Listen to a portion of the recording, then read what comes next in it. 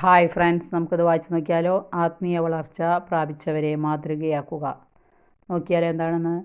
ആത്മീയ വളർച്ച പ്രാപിച്ചവർ പിശാചിൻ്റെ തന്ത്രങ്ങൾക്ക് ഒരിക്കലും കീഴ്പ്പെടുകയില്ല. പിശാചിൻ്റെ പ്രലോഭനങ്ങളെ അവർ ചെറുത്ത് അതിന്മേൽ വിജയിക്കുന്നു. ദൈവം അനുവദിക്കുന്ന സഹനങ്ങളിൽ അവർ ഒരിക്കലും ക്ഷമ നഷ്ടപ്പെടുത്തുകയില്ല. നന്മയെ നിലനിൽക്കാനായി അവർ മനഃപൂർവ്വം ശ്രമിക്കും. അവർ ആസക്തികൾക്ക് ഒരിക്കലും അടിമകളായി മാറുകയില്ല. ഭക്ഷണം തുടങ്ങിയ കാര്യങ്ങളിൽ അവർ മിതത്വം പാലിക്കും. വളരെ രുചികരമായി തോന്നുന്ന ഭക്ഷണ പദാർത്ഥങ്ങൾ പോലും അവർ ആർത്തിയോടെ അമിതമായി ഭക്ഷിക്കുകയില്ല. എല്ലാ കാര്യത്തിലും അവർ ഒരു ക്രമീകരണം തീർച്ചയായും വരുത്തും. ആത്മീയ വളർച്ച പ്രാപിച്ച മനുഷ്യരെ പരിശോധിച്ചാൽ നിനക്കൊരു കാര്യം മനസ്സിലാകും. വളരെയേറെ വായിച്ചോ ചിന്തിച്ചോ ഒന്നുമല്ല അവർ ആത്മീയമായി വളർന്നത്. അതെല്ലാം തീർച്ചയായും നല്ലതു തന്നെയാണ്.